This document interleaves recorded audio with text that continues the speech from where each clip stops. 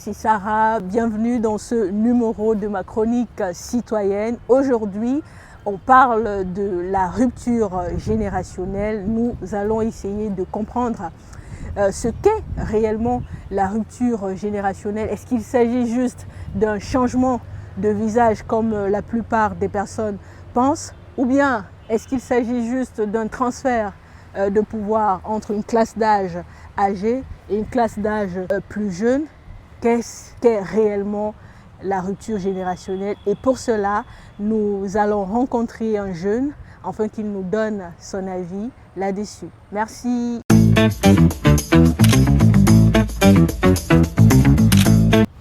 Bonjour Sarah. Bonjour Nicolas. Merci d'avoir accepté. Merci, c'est un plaisir partagé. C'est un honneur pour moi. D'accord. Merci beaucoup Nicolas. Alors, je voudrais qu'on parle de la rupture générationnelle. Je sais que c'est quelque chose qui chauffe en ce moment avec la montée en puissance de quelques figures jeunes en quête de reconnaissance politique. Alors toi, qu'est-ce que tu penses de la rupture générationnelle? Pour moi, la rupture générationnelle, c'est ce fossé-là qui s'est creusé au fil des années entre ce que moi j'appelle l'ancienne génération de gouvernants et qui n'a pas su mettre les pieds à l'étrier de jeunes qui pourront prendre la relève. Alors les jeunes se sont complètement désintéressés de la chose politique et il y a eu ce fossé. Et vous avez d'abord cette célèbre phrase qui a eu pignon sur rue à un moment: la politique aux politiciens et l'école aux écoliers. Ce qui n'a pas du tout aidé à pouvoir lier les deux générations. Alors, est-ce que pour toi aujourd'hui, ceux qui attendent une rupture générationnelle, parce qu'aujourd'hui c'est comme une attente pour une écrasante majorité, est-ce qu'il s'agit de remplacer les vieux par les jeunes pour toi? Moi je dirais oui et non. Oui et non, pourquoi? Parce que premièrement oui, parce que c'est déjà d'abord une question d'âge. On part du constat qui est clair que la plupart des personnes qui nous gouvernent sont très âgés ou alors super âgés, pour ne pas mâcher les mots. Et nous nous rendons compte que ceux qui sont majoritaires, c'est les jeunes dans le pays, sont de moins en moins dans les postes à responsabilité. Donc c'est d'abord une question d'âge. Maintenant, ce n'est pas aussi une question d'âge dans la mesure où est-ce que c'est suffisamment travaillé, est-ce que les compétences de ces jeunes-là sont suffisamment travaillées? Moi je dirais non, parce qu'ils se sont longtemps mis à l'écart de la chose politique. Mais le gap peut être rapidement rattrapé si de plus en plus de jeunes, comme on l'a récemment vu dans les dernières élections, se mettent à faire plus de politique, à mieux réfléchir pour que notre nation, notre pays aille de l'avant. Alors moi j'ai un avis un tout petit peu différent du tien, parce que pour moi la rupture générationnelle, c'est pas un fait biologique ou une question d'âge. Moi je pense que c'est surtout une question de changement de paradigme de gouvernance, parce que quand tu regardes un peu comment notre pays est gouverné, c'est sûr qu'il y a nécessairement des pratiques qui ne t'intéressent pas, et tu peux également en parler. Mais dis-moi, quel serait, parce que imagine un jeune qui arrive au pouvoir et qui fait exactement la même chose qu'on critiquait à ceux qui sont plus âgés. Est-ce que pour toi il y aurait rupture en ce moment? Bon, là, pour moi, à mon sens, on ne parlerait plus de rupture forcément générationnelle.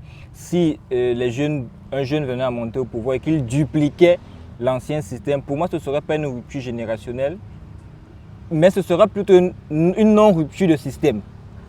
Donc là, on entre plutôt dans une formation d'un système, parce que aussi la génération d'aujourd'hui a mis en place un système politique qui ne permet pas à beaucoup de jeunes de pouvoir se déployer, de pouvoir montrer ou proposer de nouvelles compétences, de nouveaux talents.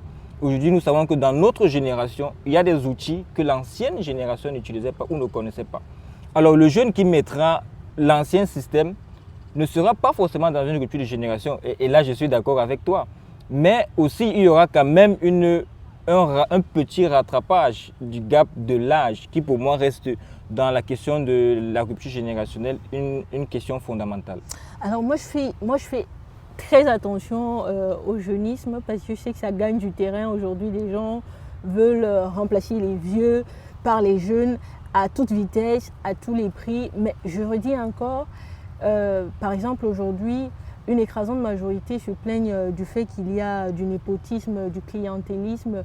Et donc si un jeune conçoit la politique comme étant un moyen pour se faire de l'enrichissement, donc s'enrichir personnellement et puis enrichir aussi les siens sans penser au peuple, pour moi, honnêtement, il n'y aurait aucune différence entre lui, même s'il a 30 ans et que là, on est gouverné par quelqu'un peut-être beaucoup plus âgé qui pense effectivement la politique de cette manière. Donc moi, j'envisage la génération en termes de paradigme de gouvernance, en termes d'idées, et je me dis que c'est donc changer la manière de penser la politique, donc voir la politique comme un moyen de faire du bien commun, penser à tout le monde, changer les pratiques qui ont déjà fait autant de mal au peuple. Moi, je me dis, c'est réellement ça, une autre génération. Bien évidemment, Sarah, ce n'est pas moi qui vais te contredire à ce niveau.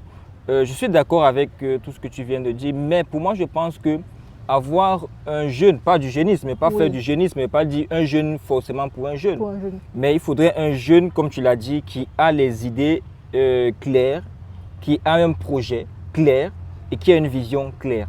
Mais aussi, si on a un jeune à la tête de l'État, ça peut rajeunir la classe politique, qui aujourd'hui est très vieille. Alors, un rajeunissement de la classe politique dit aussi que de nouvelles méthodes arrivent, de nouvelles façons de faire.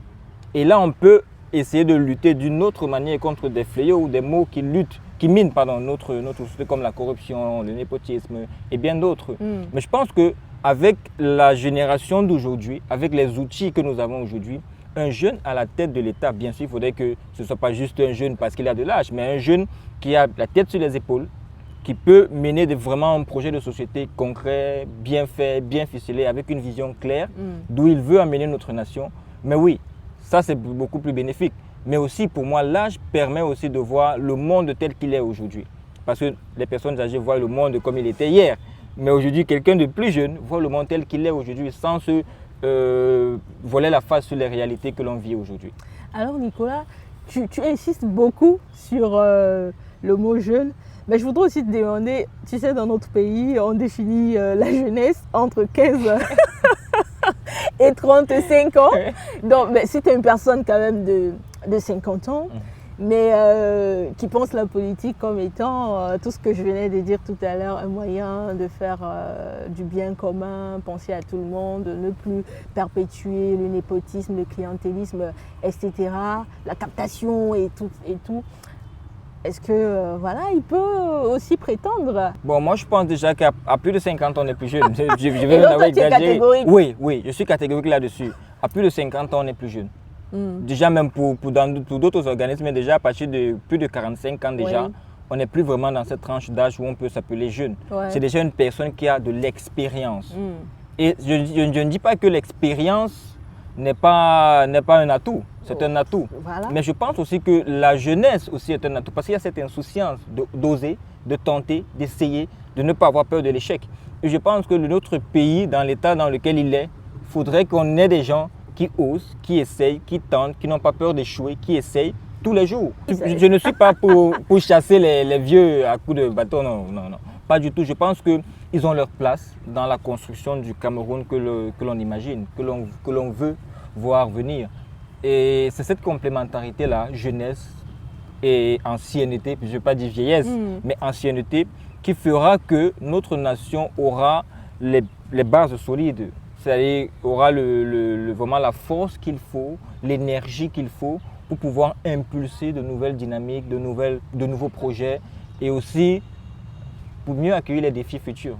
Merci beaucoup Nicolas d'avoir accepté de faire cet échange avec moi. C'était un plaisir.